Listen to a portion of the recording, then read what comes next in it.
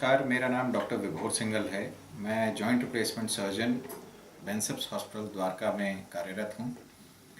आज हम जानेंगे कि टोटल नी रिप्लेसमेंट के इंडिकेशंस क्या हैं। बेसिकली हमें ये नी रिप्लेसमेंट की सर्जरी कब करानी चाहिए। काफ़ी सारे मरीज़ हमारे होते हैं जो कि आते हैं हमारे पास। काफ़ी लोगों को पहली बार पता चलता है कि वो इतने उनके घुटने ख़राब हो चुके हैं। काफ़ी लोगों को बहुत सारे पहले से ही एडवाइस कर चुके होते हैं, पर वो एडवाइस कितनी सही रहती है और कितनी उनकी बेटरमेंट के लिए होती है, वो इंडिकेशन हमारी बड़ी सब्जेक्टिव है, इट्स नॉट ऑब्जेक्टिव। तो ये समझना बहुत ज़रूरी है आप लोगों के लिए कि ये कब हम नी रिप्लेसमेंट की सर्जरी हम करें।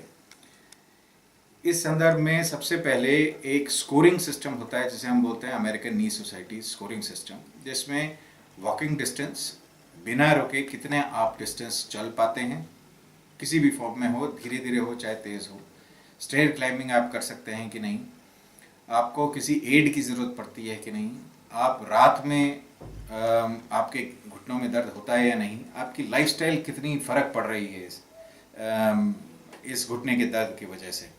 इन सारी चीज़ों को और उसके साथ हम कुछ एग्जामिनेशन करते हैं जिसमें आपका वेरस माइल अलाइनमेंट, कितने घुटने टेढ़े हो गए हैं, कितने आप सीधा नहीं कर पा रहे हैं, कितना आप मोड़ नहीं पा रहे हैं, इन सबको इवेलुएट, और आपकी एज, इन सबको इवेलुएट करते हुए हम ये अनुमान लगाते हैं कि आपके घुटने और आपकी लाइफस्टाइल कितनी ज़्यादा चेंज हो चुकी है और आपको नी रिप्लेसमेंट की सर्जरी फ़ायदा पहुंचाएगी या नहीं।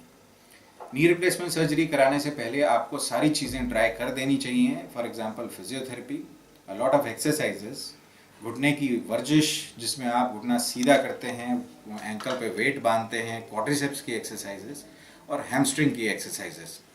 ये एक्सरसाइजेज करने के बावजूद आपको फिजियोथेरेपी में कुछ सिकाइयाँ लेने के बावजूद कुछ दवाइयाँ ऐसी हैं जिसको कॉन्ट्रो प्रोटेक्टिव दवाइयाँ हैं, हल्की फुल्की पेन किलर्स हैं, इसके बावजूद भी आपका कंटिन्यूस पेन अगर हो और साथ में आपका सिग्निफिकेंट अमेरिकन नी सोसाइटी स्कोर कम हो, तो बेटर ये होता है कि हम उस घुटने को की परत को चेंज करना, जिसे टोटल नी रिप्लेसमेंट बोलते हैं, वो वाला सर्जरी करवाएं।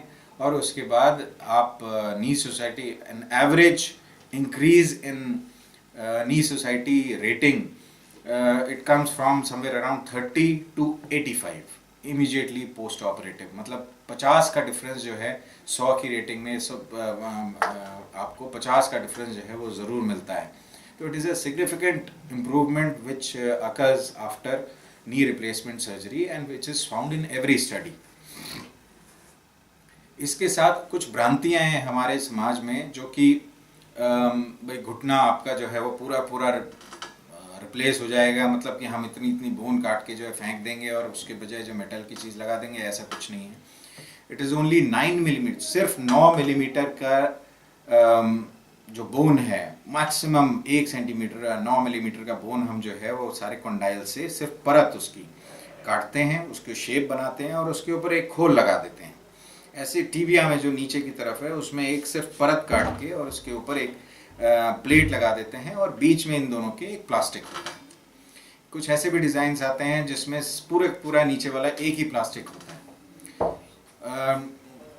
टेक्नोलॉजी, इंजीनियरिंग टेक्नोलॉजी में हमारी जो एडवांसमेंट आई है उससे एक घुटना, एक हाईली क्रॉस लिंक पॉलीथिलीन का घुटना जो है, कम से कम नहीं तो 20 साल की सर्वाइवरशिप है उसकी।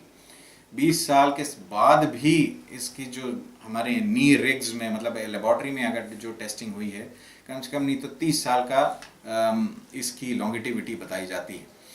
तो आज के ज़माने में ऐसा कुछ नहीं रहा है कि आपको किस एज में कराना है या किस एक पर्टिकुलर आप बहुत सारे पहले सर्जन्स हम खुद ही बोलते थे कि आप जितना इसको चला सकते हैं उतना चलाइए और जब बिल्कुल बैठ जाएंगे तब इस सर्जरी को कराएं। पर आज की डेट में इसकी इंडिकेशन बहुत चेंज हो चुकी है क्योंकि लॉन्गिटिविटी ऑफ द इम्प्लांट है। We don't want the lifestyle to suffer. अब इसका मैं बहुत अच्छा उदाहरण आपको बताऊंगा कि किस तरीके से हमारे पास रोज़ के पेशेंट्स इतने आ रहे हैं जो कि अपनी बॉडी को ख़राब करते जा रहे हैं just in the fear of surgery, या फिर उन्हें जो है ढंग से बताया नहीं गया है कि किस तरीके से ये सर्जरी कराना या ना कराना उनके लिए लाभदायक या हानिकारक हो सकता है। तो सबसे पहले तो अगर आपकी मूवमेंट चली गई, अगर आपने फिजियोथेरेपी ट्राई कर ली है, सारे कंजर्वेटिव मीन्स ट्राई कर दें, एक्यूपंक्चर, एक्यूप्रेशर, ये सारी चीज़ें ट्राई कर ली हैं और उसके बाद आपको पेन रिलीफ नहीं आ रहा है, तो आप अपने आप से कॉम्प्रोमाइज़ करना चालू करते हैं, एक तरीके के डिप्रेशन में जाते हैं। कहीं शादी चल रही है, कहीं आपको मार्केट जाना है, कहीं बच्चों ने प्रोग्राम बनाया है बाहर जाने का, वो आप बिल्कुल नहीं कर पाते और धीरे धीरे करके कि कहीं हिल स्टेशन में जाएं, इस टाइप की चीज़ें आप अवॉइड करने लगते हैं। धीरे धीरे स्टेयर क्लाइंबिंग आप अवॉइड करने लगते हैं, पार्क में जाना अवॉइड करने लगते हैं, जिससे आपकी सबसे पहले तो मांसपेशी कमज़ोर होती है, उससे घुटने और ख़राब होते हैं। उसके बाद आपको भूख लगना कम हो जाती है, भूख कम लगती है तो न्यूट्रिशन कम आता है शरीर में, न्यूट्रिशन कम आता है तो और इसके साथ साथ इनएक्टिविटी की वजह से ब्लड प्रेशर की बीमारी बढ़ती है, शुगर की बीमारी बढ़ती है और हार्ट की प्रॉब्लम, उसकी आर्टरीज जो है वो क्लॉग होनी चालू हो जाती है। एंड ओवर द ईयर्स जो बॉडी है वो हमारी ख़राब होती चली जाती है, which is leading to slow death. अब ये वाली चीज़ अगर कोई टाइमली करा लेता है, जैसे ही उसकी एक्टिविटी ख़त्म हुई है या बंद हुई, सिग्निफिकेंटली बंद हुई, that is the correct time for getting a knee replacement surgery. आप उसी समय अपने घुटने बदलवाइए, हिल स्टेशन जाइए, अपना नॉर्मल रूटीन आप जो है वो कीजिए, पार्क की सैर कीजिए और अपनी बॉडी को चुस्त और तंदुरुस्त बनाएं। इसमें बहुत ज़्यादा नी रिप्लेसमेंट का हाथ है जिसके घुटने खराब हों, और हमने काफ़ी लोगों को देखा है जो कि ब्लड प्रेशर और शुगर की मेडिसिन छोड़ चुके हैं क्योंकि they are able to exercise much more. और knee replacement, this is how it works as a boon to the patient with limited activities.